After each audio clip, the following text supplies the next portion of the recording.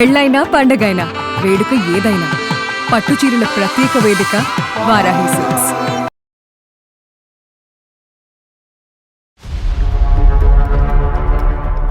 ఆయనకు నచ్చకపోతే ఆ వంట తినకూడదు, ఆ బట్టలు వేసుకోకూడదు, గాజులు వేసుకుంటే గాజులు బాగున్నాయని ఎవరైనా ఆడవాళ్ళు చెప్పిన ఆ గాజులు పగలగొడతాడండి. నా హ్యాండ్ ఎన్నిసార్లు తెగిందో. మ్యారేజ్ అయిన తర్వాత సామాన్యంగా అందరికి జుట్టు ఊడిపోతుంటది కదా, నీదేంటి జుట్టు అంతలా పెరుగుతుంది అన్నారు వాళ్ళు. అంతే, రాత్రి పడుకుంటే తెల్లారి కల్లా నా జుట్టు కట్ చేశారు సార్. అసలు బానిసలా బతుకుతున్నాను సార్ నేనైతే. ఇది పెద్ద సమస్య అంటారా, అతి పెద్ద సమస్య అంటారా? సరే అమ్మ, నేను అనేది ఏంటంటే కన్ఫ్యూజన్ స్టేటస్ లో ఉంది. ఇది సమస్య కాదా, అతని ప్రేమ లేకపోతే పొసెసివ్నెస్? నా ప్రపంచమే నువ్వు బుజ్జి, నాకు నువ్వే కావాలి. ఇప్పుడు అదే సమస్య అయిపోయింది. ప్రపంచమే బుజ్జి అయిపోయింది. బుజ్జికి మీరే ప్రపంచం అనుకోమంటున్నారు. నేను అన్నీ ఇస్తున్నాను కాదు, మీరు ఇచ్చి విస్తరలో శుభ్రంగా ఒట్టించి ఆఖరిని తూ అంటున్నారు. మీ దాంట్లో ఇది ప్రేమ అంటారేమో కానీ మా భాషలో ఇది శాడిజం అంటారు. తనకు దేవుడైనా, హీరో అయినా, భర్త అయినా అన్ని నేనే, ఈ ప్రపంచమైనా అన్ని నేనే. ఆమె ఎంతసేపు నా చుట్టే తిరగాలి కానీ వేరే వాళ్ళ వైపు చూడకూడదు. ముదిరిన పిచ్చి అనే దానికి క్వాలిఫై అయిపోయారు మీరు. ఏమండి, ఆవిడ జుట్టు కట్ చేసే హక్కు మీకు ఎవరిచ్చారు? ఆవిడ గాజులు పగలగొట్టేటటువంటి హక్కు ఎవరిచ్చారు? రక్తాలు వచ్చేటటువంటి విధంగా గాజులు పగలగొట్టేటటువంటి రైట్ మీకు ఎవరిచ్చారు? సార్ ఏ కోణంలో నేను సాటిస్ఫై కనిపిస్తున్నాను? అన్ని కోణాల్లోనండి. ఒకటి కాదు, ఏ కోణం మిగలలేదండి బాబు, ఏ కోణంలో మిగలలేదు. తను ఒక మనిషి అండి, మీరు అసలు అది ఆలోచించట్లేదు. చంపేశారండి నన్ను ఆల్రెడీ. మీరు ఇంకెన్నిసార్లు చావడానికి సిద్ధం అవ్వాలి నేను?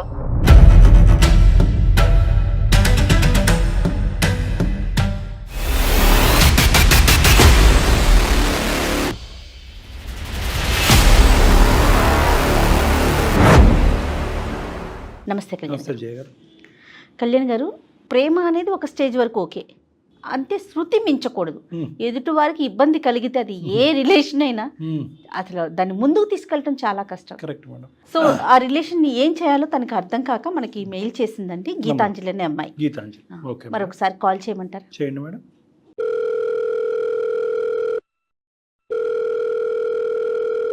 హలో. హలో, నమస్తే అండి. నమస్తే అండి, ఎవరు? నేను జయానండి, సుమన్ టీవీ అందమైన జీవితం ప్రోగ్రామ్ నుంచి మాట్లాడుతున్నాను. మేడం నమస్తే మేడం. నాతో పాటు డాక్టర్ కళ్యాణ్ చక్రవర్తి గారు ఉన్నారు. నమస్తే సార్. నమస్తే. ఏంటి సమస్య చెప్పండి మేడం. నా పేరు గీతాంజలి అండి, నేను హైదరాబాద్ నుంచి మాట్లాడుతున్నాను. నా భర్త పేరు శ్రీనివాస్ అండి. పెళ్ళై ఎన్ని సంవత్సరాలు అవుతుంది గీతాంజలి? 3 years అవుతుందండి. ఓకే, పిల్లలు ఉన్నారా? పిల్లలు లేరండి. ఓకే, ఏం చేస్తుంటారు అతను? సాఫ్ట్వేర్ ఎంప్లాయీ అండి. ఓకే, మీరండి? నేను ఇప్పుడు ప్రజెంట్ మ్యారేజ్ అయ్యాక ఒక 2 months జాబ్ చేశాను, తర్వాత మానేయాల్సి వచ్చింది. ఇప్పుడు ప్రజెంట్ హౌస్ వైఫ్ ఏనండి. Love marriage, arranged marriage? లేదండి, లవ్ కమ్ అరేంజ్ అండి. హైదరాబాద్ లో డ్యూటీ చేసేటప్పుడు లైక్ మా హస్బెండ్ కూడా సేమ్ ఆఫీస్ అండి. సో తనను అక్కడ చూసి ఇష్టపడడం జరిగింది. సో ఒకరికొకరిని అర్థం చేసుకోవడము, తను నా మీద చూపించే ప్రేమ, కేరింగ్, తను అలా నాకు మంచి చెడు అన్నిట్లో తోడుండడం వల్ల నాకు చాలా మంచిగా అనిపించింది. అంటే తనతో నేను చాలా బాగుంటాను, అదేలేండి, నా లైఫ్ అంతా నేను హ్యాపీగా ఉంటాను అని నాకు ఒక నమ్మకం వచ్చేసింది. Okay okay. సో నేను మా ఇంట్లో వాళ్ళతో మాట్లాడి, తన వాళ్ళ సైడ్ కూడా మాట్లాడి మేము అందరి మధ్యలో పెళ్లి చేసుకోవడం జరిగింది. ఎన్ని సంవత్సరాల పరిచయం తర్వాత పెళ్లిగా మారిందండి? 6 నెలలు అండి. తర్వాత మ్యారేజ్ చేసుకున్నాము. ఎన్నో ఆశలతో మ్యారేజ్ చేసుకున్నాం నిజం చెప్పాలంటే. కాకపోతే ఇప్పుడు ఎందుకు ప్రేమించి పెళ్లి చేసుకున్నా అని బాధపడని క్షణం లేదండి. అయ్యో అయ్యో, ఏంటి గీతాంజలి గారు? మ్యారేజ్ అయిన తర్వాత బాగానే అనిపించింది. సో నేను ఆఫీస్కి వెళ్ళడం, నేను ఆఫీస్కి వెళ్ళిన తర్వాత ఇంకా తను లైక్ ఎలా అంటే కొంచెం జెలసీగా ఫీల్ అవ్వడం స్టార్ట్ చేశాడు. అంటే ఇప్పుడు కొలీగ్స్ తో మాట్లాడడం తప్పు కాదు కదండి, ఆఫీస్ లో గర్ల్స్ ఉంటారు, బాయ్స్ ఉంటారు. ఇద్దరు ఒకే ఆఫీస్ అండి? ఇద్దరం ఒకే. పెళ్ళైనా కూడా అదే కంటిన్యూ చేస్తున్నారు? స్టార్టింగ్ లో కంటిన్యూ చేశాను, తర్వాత మానేయాల్సి వచ్చింది. జాబ్ మానేయాల్సిన అవసరం ఏంటి? జాబులు దొరకటమే ఇంకా ఇదే అండి, ఫ్రెండ్స్ తో మాట్లాడనివ్వకపోవడము, ఎవరు వచ్చి నాతో మాట్లాడినా కూడా కొంచెం జెలసీగా ఫీల్ అవ్వడం. నేను ఉన్నాను కదా. నేనే నీకు అన్ని, నువ్వు వాళ్ళతో మాట్లాడడం ఏంటి అది ఇదని స్టార్ట్ చేశారండి. ఇంకా సో నేను ఆ టార్చర్ భరించలేక ఆఫీస్ మానేయడం జరిగింది. అట్లానే తనకి నా మీద అనుమానం ఏం లేదండి, తను చాలా మంచోడు. నిజం చెప్పాలంటే నా భర్త చాలా మంచివాడు. సరే సరే, పోనీ వేరే జాబ్ జాయిన్ అవ్వచ్చు కదా పోనీ అక్కడ కాకుండా. అనుకున్నాను బట్ కుదరలేదు. ఇంకా ఇంట్లో రోజు ఏదో ఒక ఇష్యూ అవడం. ఇప్పుడు సపోజ్ ఎవరైనా రిలేటివ్స్ ఫంక్షన్ కి వెళ్తే కూడా నలుగురిలో కలిసినప్పుడు నలుగురు చెప్తారు కదండి, అక్కో చెల్లో నీ శారీ బాగుంది అక్క అని అంటే కథం. ఏంటి ఆడవాళ్ళు పొగిడినా కూడానమ్మా, మగవాళ్ళు కదా? ఆడవాళ్ళు పొగిడినా కూడా తప్పే అది తన లెక్కలో. అంటే తన లెక్కలో ఏంటంటే పొగిడితే తనే పొగడాలి, ఇంకెవ్వరు పొగడొద్దు. సో ఇది యూజువల్ గా మనం చూసినటువంటి సీన్ లో మగవాళ్ళు పొగట్టం కాదు, ఎవరు పొగిడినా కూడా అతను యాక్సెప్ట్ చేయలేదు. పొగడొద్దు, ఎవ్వరు వచ్చి మాట్లాడొద్దు. మీ సొంత కుటుంబ సభ్యులు నిన్ను పొగిడినా కూడా, సొంత వాళ్ళైనా సరే బయట వాళ్ళైనా సరే ఫ్రెండ్స్ అయినా సరే ఇదే అవుతుందండి ఇంట్లో. నాకు ఒక పెద్ద మెంటల్ గా నేను చాలా చాలా వీక్ అయిపోయాను అసలు తన వల్ల. ఇదంతా ఎంతకాలం బట్టి నడుస్తుందమ్మా? దాదాపు మ్యారేజ్ అయినాక 6 months నుంచి ఇదే కంటిన్యూ అవుతుంది. ఇంకొకటి ఏంటంటే నాకు మహేష్ బాబు అంటే ఇష్టం. సరే టికెట్స్ బుక్ చేయి మూవీకి వెళ్దామంటే, నేను ఉండగా నీకు ఇంకో హీరో ఎలా నచ్చుతాడు? అదేంటి, నేనే నీకు హీరో ఉండాలి ఎప్పటికైనా. ఇంకేంటంటే ఇప్పుడు ఎవరితోనైనా కాల్స్ మాట్లాడినా కూడా నేనుండగా ఎవరితో ఎందుకు మాట్లాడతావు అసలు నువ్వు? నీకేంటి అవసరం? నీకేం కావాలో చెప్పు, నేను తీసుకొచ్చి పెడతా. సో మనుషులతో మాట్లాడకూడదు, ఫోన్ లో మాట్లాడకూడదు, ఆడలేదు మగాలేదు, మొగాలేదు, ఏమీ లేదండి. ఆయనకు నచ్చకపోతే ఆ వంట తినకూడదు, ఆ బట్టలు వేసుకోకూడదు. గాజులు వేసుకుంటే గాజులు బాగున్నాయని ఎవరైనా ఆడవాళ్ళు చెప్పిన ఆ గాజులు పగలగొడతాడండి. నా హ్యాండ్ ఎన్నిసార్లు తెగిందో. అయ్యో ఇదేంటమ్మా? ఒక ఫంక్షన్ కి వెళ్ళామండి సార్, మా రిలేటివ్స్ దగ్గర రిలేటివ్స్ వచ్చింది. సో కంపల్సరీ వెళ్ళాల్సి వచ్చింది. వెళ్ళిన తర్వాత మ్యారేజ్ అయిన తర్వాత సామాన్యంగా అందరికి జుట్టు ఊడిపోతుంటది కదా, నీదేంటి జుట్టు అంతలా పెరుగుతుంది అన్నారు వాళ్ళు. అంతే వాళ్ళు అనడం ఈయన విన్నాడు. ఇంటికి వచ్చిన తర్వాత నాతో ఒకటే లొల్లి పెట్టేసుకున్నా సార్, రచ్చ చేసి రాత్రి పడుకుంటే తెల్లారి కల్లా నా జుట్టు కట్ చేశారు సార్. అసలు సార్ ఇలా చెప్పుకుంటూ పోతే చాలా ఉన్నాయి సార్. మ్యారేజ్ అయిన కొత్తలో వాళ్ళ ఫ్రెండ్స్ ని ఇంటికి తీసుకొచ్చాడు లంచ్ కి. ఒక లిస్ట్ ఇచ్చాడు సార్, ఆ మెనూ అంతా ప్రిపేర్ చేసా. తను ఇచ్చిందే ప్రిపేర్ చేసి పెట్టా. వాళ్ళు అన్నారు, అబ్బా మీ వైఫ్ ఎంత బాగా వంట చేసింది, చాలా చక్కగా చేసింది అని అన్నారు. అంతే, నువ్వు ఎందుకు వంట అలా చేసావు, నీకేం అవసరం, నువ్వు వండితే నాకే మంచి వండి పెట్టాలి, వాళ్ళకి వస్తే ఖరాబ్ చేయాలి అంటాడు. కాదమ్మా మీరు చెప్పొచ్చు కదా, నువ్వే కదా నాయన మెనూ ఇచ్చావు, దాని ప్రకారమే వండాను. నాకు అసలు మాట్లాడే ఛాన్స్ కూడా ఇవ్వడు మేడం, అదే నా ప్రాబ్లం. జస్ట్ నా బాధ ఏంటి, నేనేం చెప్తున్నా అట్లీస్ట్ ఒక్కసారి కూడా వినడు, అర్థం చేసుకోడు. అప్పుడు మీకు తెలియలేదా గీతాంజలి అసలు తన క్యారెక్టర్? అప్పుడు బాగున్నాడు మేడం, మరి ఇంతలా అయితే లేడు.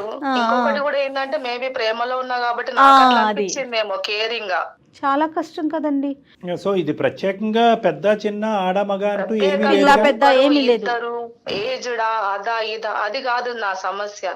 ఆయనకేంటంటే నేను ఏం చేసినా ఆయనకి సమస్యనే మొత్తం. అంటే నీ ప్రపంచం అంతా అతని చుట్టూరునే, అతని చుట్టే ఉండాలి. పొగిడితే ఆయనే పొగడాలి, తిడితే ఆయనే తిట్టాలి, మెచ్చుకుంటే ఆయనే మెచ్చుకోవాలి. ఇంకా అదృష్టం మీకు పిల్లలు లేరు, లేదంటే ఇంకెంత ఘోరంగా ఉండేదో. వాళ్ళ నోట్లో గోరుముద్దలు తినిపిస్తున్నావు ఏంటి, నాకు తినిపించకుండా వాళ్ళు జో కొడుతున్నావు ఏంటి, నన్ను కొట్టకుండా అనేవాడేమో. ఇలా ఎందుకు చేస్తున్నాడో నాకు అర్థం కావట్లేదు డాక్టర్ గారు. నాకు చాలా అంటే చాలా ఇబ్బందిగా అనిపిస్తుంది. లేకపోతున్నా మీకు అన్ని ఇవి కాకుండా ఇంకా మిగతా ఇంట్లో చూసుకోవటం కానీ మంచి చెడు ఇవన్నీ బానే ఉంటారు ఆయన? మంచి చెడు అన్ని బానే ఉంటాయండి. ఇది తినాలనిపిస్తుంది అంటే కూడా బయటికి వెళ్ళి తీసుకెళ్తారు, తినిపిస్తారు.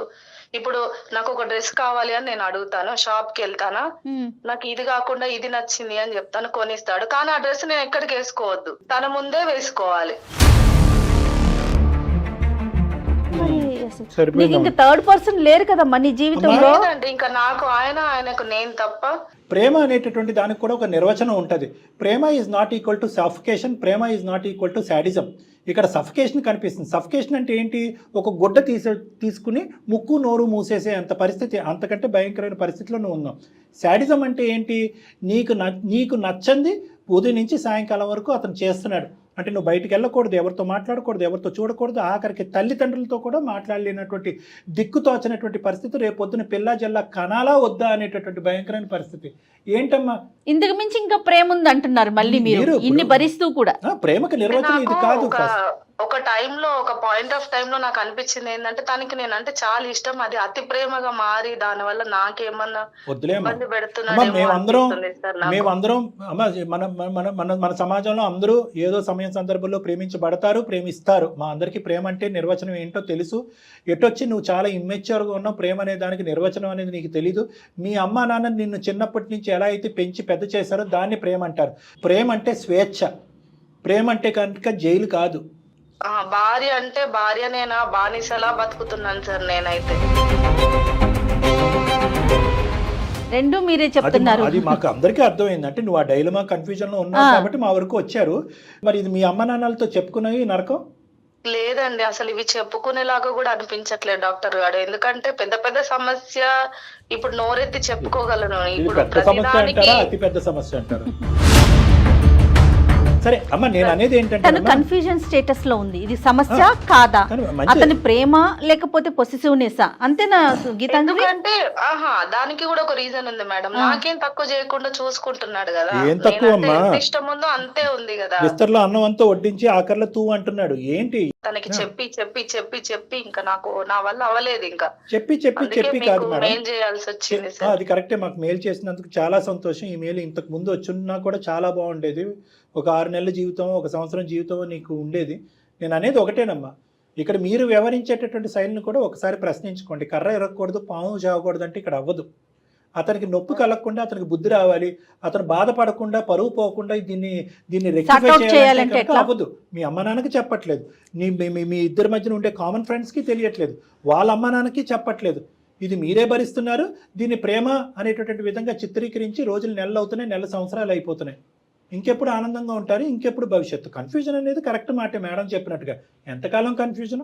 ఇప్పుడు మీరిద్దరే రేపు రోజున మూడో వ్యక్తి మీ మధ్యలోకి వస్తే నాకు పెట్టు ముందు అంటాడు అన్నం, నన్ను ముందు జోకొట్టు అంటాడు, నన్ను మంచం మీదకి ముందు తీసుకెళ్ళి అంటాడు. ఇలా ఒకసారి ఇలాగే టీ తాక్కుంటూ మాట్లాడాను సార్. ఒకసారి హాస్పిటల్కి వెళ్దామా, చెక్ చేయించుకుందాము, చూపిస్తాను నేను అని అన్నాను సార్. అంటే ఇంకా అంతే. ఆ రోజు పెద్ద గొడవ పెట్టేసుకొని నన్ను కొట్టి నాకేమైందని, నేను పిచ్చోడినా, నువ్వు హాస్పిటల్కి ఎందుకు తీసుకెళ్తా అంటున్నావు అని పెద్ద గొడవ పెట్టుకున్నాడు సార్ నాతో.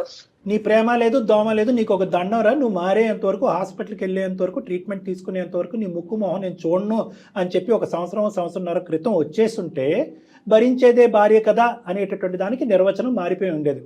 బాధేదే తన్నేదే భార్య కదా అని అప్పుడు అర్థమయ్యేది. ఇప్పుడు ఏం చేద్దామంటారు గీతాంజలి? ఒకసారి మా హస్బెండ్ తో మాట్లాడండి మేడం ప్లీజ్, నాకు ఒక సొల్యూషన్ ఏదైనా చూపించరా. నీ బాధ అనేటటువంటిది చాలా భయంకరంగా ఉంది, అట్ ద సేమ్ టైం చాలా విచిత్రంగా కూడా ఉంది. కాబట్టి అతనితో మాట్లాడటం అనేటటువంటిది మా బాధ్యతగా భావిస్తున్నాం. ఒకసారి కాల్ కనెక్ట్ చేయమ్మా, చెప్పమ్మా. ఇంతకాలం మటుకు భరించాను, ఇంకా నాకు అంత ఓపిక లేదు, ఏదో తేల్చుకోవాలి, నేను ఇంకో ఈ విధమైనటువంటి పరిస్థితిని బయటకు కూడా ఎక్కువ వెళ్ళి చెప్పుకోలేకపోతున్నాను అని చెప్పి, సరే ఏం చేస్తామని ఏదో అంటాడు కదా. ఇలా ఒక కౌన్సిలర్స్ డాక్టర్ ఉన్నారు, అతనితో మాట్లాడాను, ఒకసారి మీతో కూడా మాట్లాడాలనుకుంటున్నారు అని చెప్పు. ఆ విధంగా ఏమైనా అర్థం అవుతుంది. దయచేసి లైన్ లో వేచి ఉండండి. The person you are speaking with has put your call on hold. Hello, ఏమండి ఏం చేస్తున్నారండి? ఆఫీస్ లో ఉన్నాను గీతాంజలి. ఏంటి ఈ సమయంలో కాల్ చేసావు? లంచ్ చేశారా? చేశాను రా, నువ్వు చేసావా? ఎప్పటి నుంచో ఒక విషయం మాట్లాడాలనుకుంటున్నానండి. నేను చాలా బాధ పెట్టేస్తున్నానండి కొన్ని విషయాల్లో. నేను అది భరించలేక కుమిలిపోతున్నానండి. అది మీతో ఎలా షేర్ చేసుకున్నా ఏమున్నా మీరు మారకుండా అలాగే ఉంటున్నాను. నేను ఆల్రెడీ 2-3 టైమ్స్ మీకు చెప్పాను, బట్ మీలో ఎలాంటి మార్పు లేదు. నాకు ఒక డాక్టర్ ని కన్సల్ట్ అవ్వాల్సి వచ్చింది. సో ఒకసారి తనతో మాట్లాడతారా డాక్టర్ సార్ తోని? జోక్ చేస్తున్నావా? జోక్ ఏంటండి, ఇది నా లైఫ్ అండి. మీకు జోక్ అనిపిస్తుందా అండి? ప్రతిదీ మీరు అలాగే తీసుకుంటారేంటి లైట్ గా? మీరు ఎప్పుడు నన్ను హ్యాపీగా చూసుకున్నారండి, ఎప్పుడు ఏదో ఒక ప్రాబ్లమే కదా. ప్రాంక్ చేస్తున్నావా? మీతో ప్రాంక్ ఎందుకు చేస్తానండి? నేను ఎక్కడున్నావు? నేను ఇంట్లోనే ఉన్నానండి. ఒకసారి కాల్ మాట్లాడండి. శ్రీనివాస్ గారు నమస్తే అండి. నా పేరు డాక్టర్ కళ్యాణ్ చక్రవర్తి అండి. మన సుమన్ టీవీ అందమైన జీవితం నుంచి మాట్లాడుతున్నాము. మాట్లాడచ్చా ఒక 2 నిమిషాలు మీతో? సార్ నాకేం అర్థం కావట్లేదు. గీతాంజలి గారు మాకు ఈమెయిల్ పంపించారు. వచ్చినటువంటి చాలా హండ్రెడ్స్ ఆఫ్ ఈమెయిల్స్లో ఆవిడ ఈమెయిల్ ఎందుకు సెలెక్ట్ చేసుకున్నామంటే కనుక ఆవిడ బాధ వర్ణనాతీతం. ఎందుకంటే కనుక ఆవిడ ఎన్నో సందర్భాల్లో మీకు చెప్పుకుంది, నేను స్వేచ్ఛగా ఉండలేకపోతున్నాను, మీరు చెప్పేటటువంటి మాటల ప్రకారం కానీ, మీరు గీసినటువంటి గిరిలో కానీ, మీరు చెప్పినటువంటి అడుగుజాడల్లో నేను నడలేకపోతున్నాను, ఉక్కిరి బిక్కిరి అయిపోతున్నాను. చాలా సందర్భాల్లో, ఇది మొదటిసారి కాదు, ఇప్పుడు ఫోన్ కాల్ చాలా సందర్భాల్లో ఆవిడ చెప్పారంట. కానీ అది మీకు అర్థం కావట్లేదంట. అసలు ఏం జరుగుతుంది మీ ఇద్దరి మధ్యన అనేటటువంటిది మీరు ఏం చెప్తారనేది మేము వెయిట్ చేస్తున్నాం. ఆవిడ ఎందుకు అంత బాధపడుతున్నారు? మీరేమో వచ్చి బుజ్జి బంగారం అని అంటున్నారు. సార్, మా భార్య భర్తల మధ్య మూడో వ్యక్తి వస్తే నాకు నచ్చదు సార్. ఇప్పుడు మీరు ఎందుకు వచ్చారో నాకు అర్థం కావట్లేదు. అది కరెక్టే డాక్టర్ గారు, ప్రతిదానికి ఇంతే, మూడో వ్యక్తి రావద్దు అంటారు. నా భార్య నేను అంతే, మేము మాత్రం సుఖంగా ఉండాలని అనుకుంటున్నాం. మూడో వాడు వచ్చి మమ్మల్ని సుఖంగా ఉండాలి అనుకుంటున్నారు. శ్రీనివాస్ గారు నమస్తే అండి, నేను జయానండి. మీరు సుఖంగా ఉన్నాము అనుకుంటున్నారు, మీరు అనుకుంటున్నారండి, తను అనుకోవట్లేదు. ఈ విషయాన్ని అర్థం చేసుకోండి కొంచెం. నా పిల్లాన్ని ఎలా చూసుకోవాలో నాకు బాగా తెలుసు. తన అవసరం ఏంటో, తన అభిరుచి ఏంటో, తన రుచులేంటో అన్ని నాకు బాగా తెలుసు మేడం. ఏమండి మీ జీవితంలో మీకు నచ్చినటువంటి అంకె 3 అన్నది మాకు తెలుసు, అర్థమవుతుంది. కానీ ఇక్కడ ఆవిడ కోరుకుంటేనే మేము వచ్చాము. ఇక్కడ మీరు చెప్పే దాన్ని బట్టి నెక్స్ట్ నా లైఫ్లో ఎటువంటి స్టెప్ తీసుకోబోతున్నాను అనేది నేను ఆలోచిస్తాను అనేటటువంటి లెవెల్లో మీ వైఫ్ మాకు కంప్లైంట్ ఇచ్చింది. కంప్లైంట్ ఇచ్చే అంత ఘోరం అది అందుగురించే మీ మనసు మీద చేసుకొని చెప్పండి, మీరేం చేయలేదని. మాకు సమాధానం చెప్పక్కర్లేదు, ఆవిడ చెప్పండి. నువ్వు ఎందుకు చిన్న చిన్న చిన్న చిన్న దానికి కూడా అంత పెద్ద భూత ఏంటండి చిన్నవి? అవి మీకు చిన్నవి అనిపిస్తున్నాయి, అవి నా దృష్టిలో అవి చాలా పెద్దవండి. నాకు ఎలాంటి స్వేచ్ఛని ఇవ్వకుండా, ఎవరితో మాట్లాడనివ్వకుండా, అసలు ఏ ఒక్క రోజైనా అసలు నా భార్య ఎలా ఉంది, తన మానసిక పరిస్థితి ఏంటి, నేను ఎంత అలా హర్ట్ చేస్తున్నా, తనతో కొంచెం ప్రేమగా మాట్లాడాలి, దగ్గరికి తీసుకోవాలని ఏ కోసానా ఉందా అండి మీకు? నేను ఎంత ప్రేమగా చూసుకుంటున్నాను. నేను మీతో అడ్జస్ట్ అవ్వలేకపోతున్నాను, మీకు నా బాధ అర్థం కావట్లేదు. నాకు ఎవరున్నారు చెప్పు, నువ్వు తప్ప నాకు ఎవరున్నారు చెప్పు. అక్క ఏమో అక్కడ దూరం ఉంటది, నువ్వు తప్ప నాకెవరున్నారు? నాకు అమ్మ ఉందా, నాన్న ఉన్నారా, ఇంకెవరైనా ఉన్నారా? నా సర్వస్వం. మనకే కాదండి, మన ఫ్యామిలీస్ కూడా ఉన్నాయి, మీరు అది గుర్తించట్లేదు. నా ప్రపంచమే నువ్వు బుజ్జి, నాకు నువ్వే కావాలి. ఇప్పుడు అదే సమస్య అయిపోయింది, ప్రపంచమే బుజ్జి అయిపోయింది, బుజ్జికి మీరే ప్రపంచం అనుకోమంటున్నారు. నేను అన్నీ ఇస్తున్నాను కాదు, మీరు ఇచ్చి విస్తరలో శుభ్రంగా వడ్డించి ఆఖరిని తూ అంటున్నారు. ఎవరన్నా పొగిడితే మీకు ఇష్టం లేదు. గాజులు బాగున్నాయని ఎవరన్నా అంటే గాజులు పగలగొడతారు. జుట్టు బాగుంది అంటే కనుక రాత్రి జుట్టు కడతారు. మీ దాంట్లో ఇది ప్రేమ అంటారేమో కానీ మా భాషలో ఇది శాడిజం అంటారు. శాడిజం అంటారు. మీకు ఆ మాట నచ్చకపోతే కనుక చెప్పండి. ఈ సొసైటీలో నేను మొత్తం చూస్తున్నాను. ఇప్పుడు ఒక వ్యక్తి పొగడాడు అంటే దాని వెనుక ఉన్న అర్థమే వేరు. మీకు అది అర్థం కావడం లేదేమో. అంటే మీ జీవితంలో మిమ్మల్ని పొగిడిన వాళ్ళు ఎవరు లేరా? ఆడవాళ్ళు చెప్పే దాంట్లో కూడా అర్థాలు ఉంటాయా అండి? చెప్పండి. ఏమండి, ఆడవాళ్ళు కూడా కనీసం చీర బాగుందన్నా కూడా మీకు నచ్చదు కదండి, అందులో ఏముంటుందండి? నీ ఫ్రెండ్ ఉషానా? నీ ఫ్రెండ్ ఉషా? అవును, నీ ఫ్రెండ్ ఉషా గురించి నాకు అన్ని తెలుసు. ఆమె ఎలా ఉంటే నాకు ఎందుకండి? నేను నా భర్తతో ఎలా ఉన్నదన్నదే నాకు ముఖ్యం కదా. ఏమండి, మీ ఆవిడ మొన్నే రిలీజ్ అయినటువంటి మహేష్ బాబు సినిమాకి వెళ్తే ఏంటండి ప్రాబ్లం? వెళ్తామని అంది, తను ఒక్కతే వెళ్తానని, మన ఇద్దరు కలిసి వెళ్దాం ఉంది. తనకు దేవుడైనా, హీరో అయినా, భర్త అయినా అన్ని నేనే, ఈ ప్రపంచమైనా అన్ని నేనే. ఆమె ఎంతసేపు నా చుట్టే తిరగాలి కానీ వేరే వాళ్ళ వైపు చూడకూడదు. ముదిరిన పిచ్చి అనే దానికి క్వాలిఫై అయిపోయారు మీరు. పొగట్టం తప్పు అంటే కనుక మీరు పొగిడించుకుంటే తప్పు లేదా అండి? మీ చిన్నప్పటి నుంచి మీ టీచర్ పొగుడుంటారు, మంచి మార్కులు వస్తే మీ తల్లిదండ్రులు పొగుడుంటారు, బాగా ఉద్యోగం చేస్తే మీ బాస్ పొగుడుంటారు. అంటే ఏంటండి, వీళ్ళందరికీ దొంగ చూపు ఉందా? వీళ్ళందరూ దొంగ నాటకాలు ఆడుతున్నారా? మీ తల్లిదండ్రులు, మీ టీచర్స్, మీ బాస్? ఇదే ప్రాబ్లం డాక్టర్ గారు. మరి నన్ను ఇలా ప్రతి చిన్నదానికి పెద్దదానికి నన్ను మానసికంగా అర్థమవుతుందమ్మా. అసలు జుట్టు కట్ చేయటం ఏంటండి? అర్థం చేసుకోరు. ఏదో స్వార్థం ఉంటది, తెలియదు. ఏమండి, ఆవిడ జుట్టు కట్ చేసే హక్కు మీకు ఎవరిచ్చారు? ఆవిడ గాజులు పగలగొట్టేటటువంటి హక్కు ఎవరిచ్చారు? రక్తాలు వచ్చేటటువంటి విధంగా గాజులు పగలగొట్టేటటువంటి రైట్ మీకు ఎవరిచ్చారు? సార్, నేను ఇంటికి వస్తే చింపులు చుట్టూ వేసుకుంటది, పార్టీ ఫంక్షన్స్ కి వెళ్తే పొడు జడ వేసుకుని వస్తుంది. అదేంటండి మీరు అలా అంటారు? ఫంక్షన్ కి వెళ్ళినప్పుడు రెడీ అవ్వకూడదా అండి? మీకు కూడా కట్ చేయాలి. జుట్టు ఎంత పొడుగుగా ఉంది అంటే నాకు మంటదా? ఏమండి మీరు పార్టీకి వెళ్ళినప్పుడు జుట్టు దూకోరా? ముందేమో గాజులు వేస్తుంది, ఏం వేసుకోదు, మొండి చేతులతో వస్తుంది. బయటకు వెళ్తేమో గాజులు ఎన్ని వేసుకొని వస్తుంది. అందరు నీ గాజులు బాగున్నాయి, నువ్వు బల అందంగా ఉన్నవి అంటే అది చూసేది ఏదో నేను చూడాలి, వేరే వాళ్ళు ఎవరు చూడకూడదు అవన్నీ. మిగతా వాళ్ళందరూ ఏం చేయాలండి? కళ్ళకి గంటలు కట్టుకోవాలా? నేను ఆమెని ఎంత పూలల్లో పెట్టుకుని చూసుకుంటున్నానో అది నాకు తెలుసు. నేను అడ్జస్ట్ అవ్వలేకపోతున్నాను. చాలా లేట్ అయిందండి ఆవిడ. అడగాల్సింది మనం రోజు మాట్లాడుకునేటప్పుడు, అన్నం తినేటప్పుడు. నేను మీకు ఎన్నిసార్లు చెప్పలేదండి నా బాధ మీతో? ఇప్పుడు అడిగిందండి. రానున్న రోజుల్లో మీరు ఎలా మారబోతున్నారు? ఇంతకు ముందు అడగవలసింది కదా. అన్నం తినేటప్పుడు, భోజనం చేసేటప్పుడు నువ్వు అడుగుంటే కనుక నేను మారిపోయి ఉండేవాడిని అని అంటున్నారు కదా. ఇప్పుడు చెప్పింది కదా. నాకు ఉంది నా భార్య మాత్రమే సార్, ఇంకెవ్వరూ లేరు. నా భార్య వైపు మూడో వాడు కన్నెత్తి చూశాడంటే నాకు అస్సలు నచ్చదు. ఆ భార్య చాలా మనసుకి బాధపడి మీ నుంచి దూరంగా పారిపోతానంటుందండి. మీకు అర్థమవుతుందో లేదో ఈ విషయం? కావాలి, నాకు ఆమె కావాలండి, నాకు ఆమె కావాలి. మీతో అడ్జస్ట్ అవ్వలేనండి, మీరు నాకు వద్దండి. అసలు పెళ్లి చేసుకున్నాను ఆమె, నేను పెళ్లి చేసుకున్నాను. మీకు శ్రీనివాస్ గారు పెళ్లి చేసుకున్నాను ఆమె. మీతో లాజికల్ గా మాట్లాడటం చాలా కష్టం. ఎందుకంటే కనుక definition of happiness, definition of love, sacrifice, ఇలాంటి వాటి గురించి అసలు మీరు మాట్లాడలేదు. నేను ఇలా డిఫైన్ చేసుకున్నాను, ప్రేమ అంటే ఇదే, నాకు నా భార్య ప్రపంచం. కాబట్టి వినండి, ఒక 2 నిమిషాలు వినండి. మీరు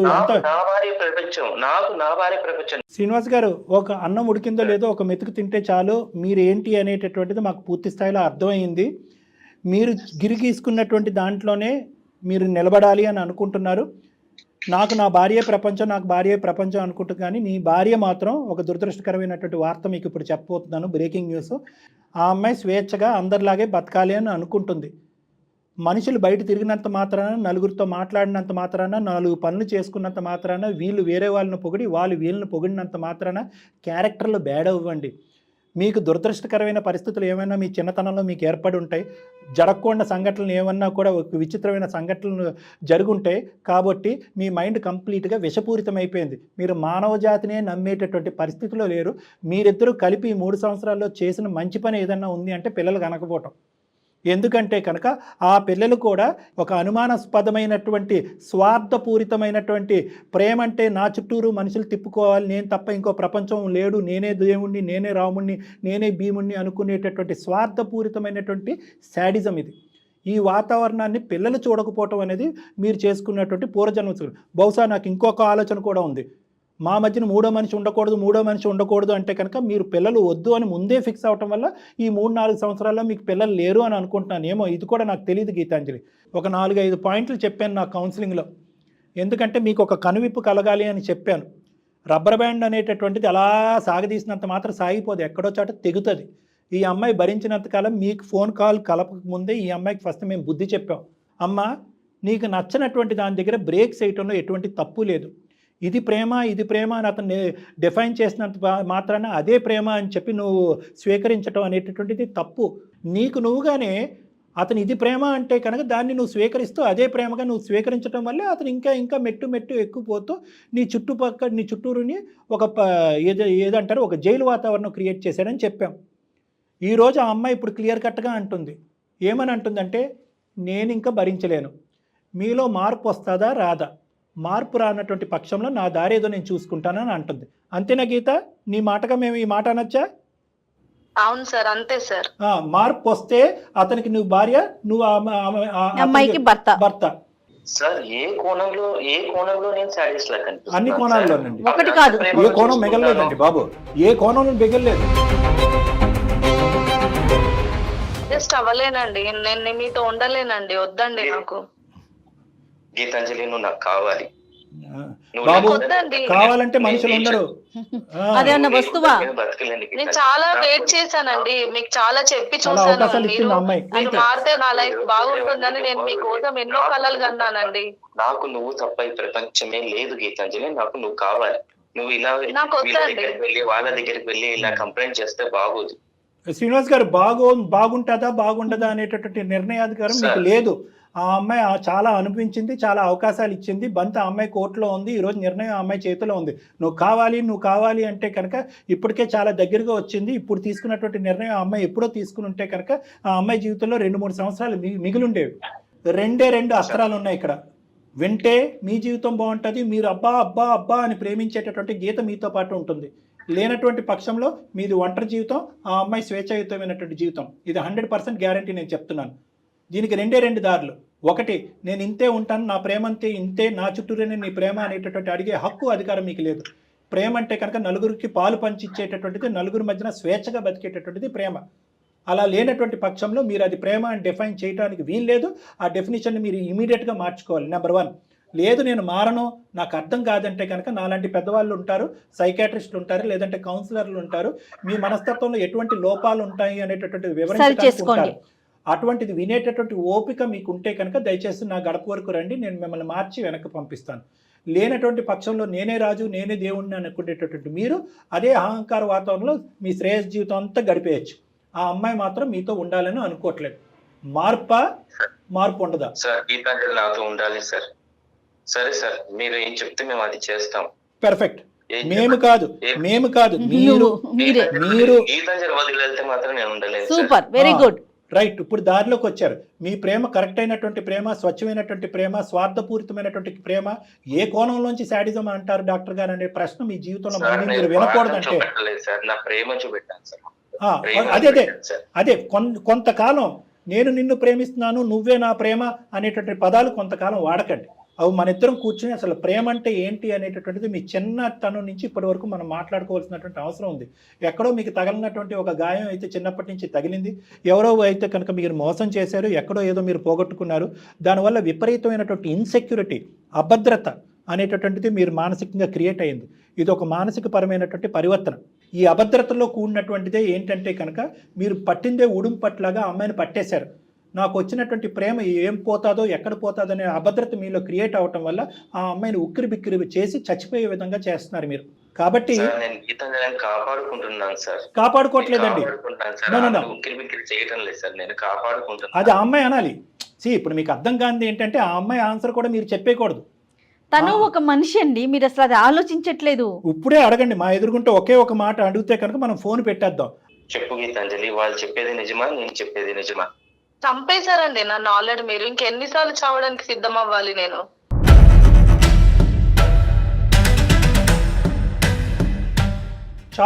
చాలు ఇంకో మారు మాట్లేదు. ఆ అమ్మాయికి మీరు ఇచ్చింది ఇప్పుడు వరకు మాట్లాడలేదు. నువ్వేం నిర్ణయం తీసుకుంటావో నిర్ణయం తీసుకో, మా ఇద్దరం మాత్రం విడిపోకూడదు గీతాంజలి. వెరీ గుడ్ అండి, చాలా సంతోషం. నువ్వు ఎక్కడ తీసుకెళ్తే నేను అక్కడికి వస్తాను, నువ్వు డాక్టర్ దగ్గర తీసుకెళ్తావు, ఇంకెక్కడ తీసుకెళ్తావు నన్ను తీసుకెళ్ళి. ఇదే ఇంతకు ముందు ఆ అమ్మాయి ఏడుస్తూ మొరపెట్టుకుంది, బాబు నీకేదో మైండ్లో పాడైంది, పద సైకాట్రిస్ట్ చూపెట్టుకుందాం అంటే నాకు పిచ్చేంటి నీకే పిచ్చే అని అన్నారు. ఇది పిచ్చా గిచ్చా అన్నది తీసి పక్కన పెట్టండి, ఇది జీవితం. సరే సరే, ఓకేనమ్మా Geetanjali. Thank you madam. Right, thank you so much. As early as possible ఇమీడియట్ గా మీరు చేయాల్సిన పని ముందు ఒక సైక్రాటిస్ట్ ని కలవటం. అంతే. ఓకే, థ్యాంక్ యూ అండి. రైట్, థ్యాంక్ యూ శ్రీనివాస్ గారు, చాలా సంతోషం అండి. సరే మేడం. రైట్, మా మాట మన్నించినందుకు శ్రీనివాస్ గారు చాలా థ్యాంక్ యూ. ఎందుకంటే స్టార్టింగ్ లో నేను ఏమన్నా జారకూడనటువంటి మాటలు, అనుకున్నటువంటి మాటలు అంటే కనుక నన్ను క్షమించండి. మీ కాపురం, మీరు ఇంత ఇదిగా ప్రేమించినటువంటి గీత మీకు దూరం అవ్వకూడదు అని చెప్పి నేను కొన్ని కఠినంగా కొన్ని మాటలు అన్నాను. అయితే మా మాటలు మన్నించి మీ ట్రీట్మెంట్కి ముందుకు రావడం అనేది నిజంగా హర్షించేటటువంటి అంశం. ఇది అసలైనటువంటి ప్రేమ. Right right, thank you thank you thank you. అమ్మయ్య జయ గారు లొంగడు అనుకున్నాను. తను ఎప్పుడైతే తనకి దూరం అవుతాను ఖరాఖండిగా చెప్పేసింది కదా, అప్పుడు తను ఆ అమ్మాయి ఎక్కడ దూరం అవుతుందో అని. రైట్ కళ్యాణ్ గారు నమస్తే. థ్యాంక్ యూ జయ గారు నమస్తే.